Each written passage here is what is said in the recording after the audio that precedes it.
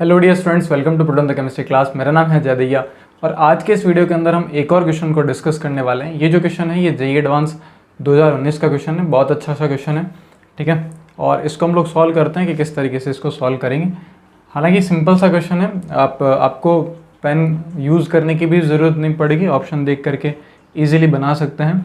And ये option में थोड़ा सा करेक्शन है, सो मैं करेक्शन लिख देता हूँ। ये आ जाएगा यहाँ पे ST और ये आ जाएगा UT। सही है, US कर लेना इसको। हाँ, ये ऑप्शन जो है वो करेक्ट है। अब देखिए ध्यान से किस तरीके से इसको सॉल्व करना है। तो बहुत सिंपल है। सबसे पहले C6H10O हमें दिया गया है। सो C6H10O जो है ये क्लियर करता है कि इसका DU हमें पता होना चाहिए कि कितना होगा।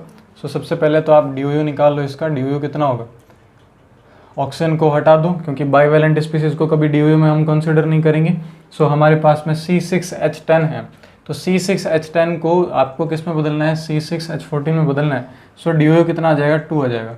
सो DU 2 आएगा तो इसका मतलब जो कंपाउंड होगा वो आपके पास में कुछ इस तरीके से होना चाहिए। यही पॉसिबिलिटी बन सकती है, हालांकि और भी हो सकती है, बट ऑप्शन को देखते हुए हमारे पास में यही पॉसिबिलिटी आनी चाहिए। सही है, क्योंकि अगली रिएक्शन हमें इसके साथ में करवानी है। और बाकी अगर हम सीक्वेंस वाइज भी देखें तो भी हमें यही आएगा। सो अगर मैं इस क्वेश्चन में चेंजेस करना चाहूँ तो बहुत अच्छे अच्छे क्वेश्चंस में चेंजेस किए जा सकते हैं। इसको कॉम्प्रिहेंसिव टाइप का भी बनाया जा सकता है, तो अच्छा क्वेश्चन है, मॉडिफिकेशन के लिए काम आ सकता है। हो सकता है कि इसी से एक नया क्वेश्चन बना दिया जाए। अगला जो क्वेश्चन मतलब रिएक्शन करानी है, तो रिएक्शन बहुत सिंपल है। ये यहाँ चला जाएगा एंड इस पे माइनस, इस पे प्लस आएगा और आपके पास में MEMGBr है। सो बहुत क्लियर आपको दिख रहा होगा कि ये Me अटैक करेगा। सो अगला जो प्रोडक्ट बनेगा वो आपको कुछ इस तरीके से मिल जाएगा। OMGBr, साथ में एक मिथाइल जुड़ेगा, इसका हाइड्रोलिसिस कर देंगे और हाइड्रोलिसिस पर आपको क्या मिल जाएगा, यहाँ OH और यहाँ मिथाइल। सो बहुत क्लियर है कि ये बन चुका है Q। सही है क्या? फिर अगर हम बात करें Q की, सो Q से आप क्या कर सकते हो। अगर मैं Q की बात करूं, सो Q से आपको रिएक्शन करानी है कंसनट्रेटेड HCl की।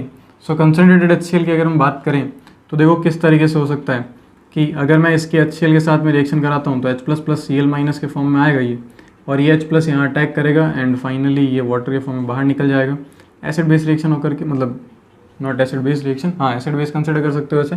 ये H+ एक्सेप्ट कर लेगा, ये वाटर के फॉर्म में बाहर निकल जाएगा और ये यहाँ पे Cl जुड़ जाएगा और ये आपके पास आ जाएगा S प्रोडक्ट, जो कि मेजर प्रोडक्ट के फॉर्मेट में। सो S देख लें कहाँ कहाँ आ रहा है, एक ये है, तो ये एक ऑप्शन बनता है। फिर उसके बाद अगर हम बात करें इसी Q की रिएक्शन हमें किसके साथ करानी है, हमें 20% H3PO4 360 केल्विन के साथ करवानी है। ये जो रिएक्शन है ये NCERT में डायरेक्टली दी गई है क्योंकि ये 3 डिग्री आपके पास में अल्कोहल है। तो 3 डिग्री अल्कोहल के लिए हमें सिर्फ और सिर्फ कंडीशन इतनी ज़्यादा कंसिडर नहीं करनी होती है, या फिर बोल सकते हो कि इतना ज़्यादा कंसनट्रेटेड एसिड नहीं लेना होता। अदरवाइज अगर ये 1 डिग्री होता, 2 डिग्री होता तो हमें हाईली कंसनट्रेटेड H2SO4 कंसिडर करना होता या फिर H3PO4 कंसिडर करना होता। बट जैसे जैसे डिग्री ऑफ कार्बन बढ़ता जाता है या डिग्री ऑफ अल्कोहल बढ़ता जाता है, वैसे वैसे जो रिएक्शन की कंडीशन है वो डाइल्यूट होती जाती है। सही है। सो देखिए ध्यान से आगे क्या बनेगा, किसके साथ रिएक्शन करानी है, H3PO4 क्या बनाता है H3PO4, बहुत सिंपल, एल्कीन बना देगा।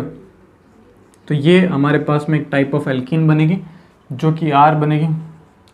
ये एक मेजर प्रोडक्ट होगा। इसी का रिएक्शन हमें किसके साथ कराना है, इसी का रिएक्शन हमें H2Na के साथ कराना है। तो फर्स्ट रिएक्शन का मैं प्रोडक्ट बना रहा हूँ जिसमें आपको H2Na के साथ रिएक्शन करानी है।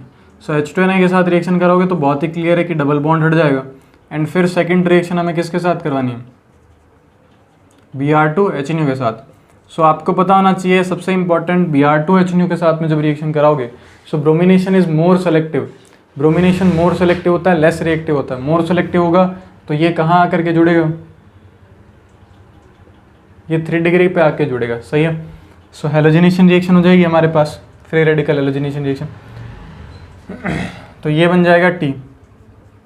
एंड फिर अगर हम आगे देखें इसी के अंदर, सो हमें इसकी रिएक्शन HBr के साथ करवानी है और HBr के साथ आपको क्या दे रखा है, आपको बेंजाइल प्रोडक्ट पेरोक्साइड दिया हुआ है, और ये जो बेंजाइल पेरोक्साइड होता है इसकी रिएक्शन अगर आप कराते हो या HBr की रिएक्शन कराते हो in the presence of benzyl peroxide, so आपको बहुत क्लियर है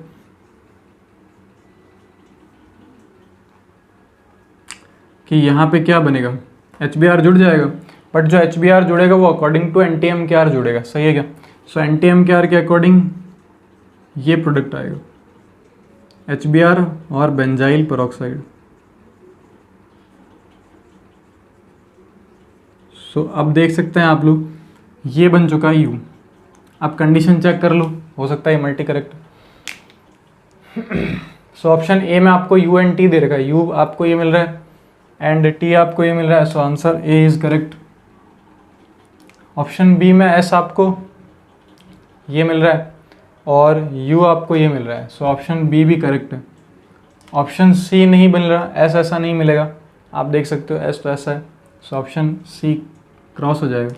एंड ऑप्शन डी को अगर आप ध्यान से देखेंगे, सो ऑप्शन डी में आपको U तो मिल रहा है बट ये S ऐसा नहीं मिल रहा है, सो ये इनकरेक्ट है। So answer is A and B. तो अच्छा क्वेश्चन है, वापस रिपीट हो सकता है, इसी में कुछ मॉडिफिकेशन करके या तो मेंस में पूछ लिया जाएगा या फिर इसी को कॉम्प्रिहेंसिव अच्छा सा बना करके वापस से JEE एडवांस में पूछ लिया जा सकता है। तो 2019 का अच्छा क्वेश्चन है, सॉल्व करने में आपको बहुत अच्छे से मज़ा भी आएगा कि अच्छा क्वेश्चन है। हालांकि इसमें कोई ज़्यादा डिटेल मैकेनिज्म को यूज़ नहीं किया गया है, बस छोटी छोटी चीज़ों को कंबाइन करके एक अच्छा क्वेश्चन बनाया गया है, सही है। सो आई होप आप लोगों ने बहुत अच्छे से इसको समझा होगा कि किस तरीके से इसको सॉल्व करना है, और आई होप आपको कोई डाउट नहीं रहेगा। एंड मिलते हैं नेक्स्ट वीडियो के अंदर, जिसमें हम लोग नए टॉपिक को डिस्कस करेंगे, यानी नए क्वेश्चन को डिस्कस करेंगे।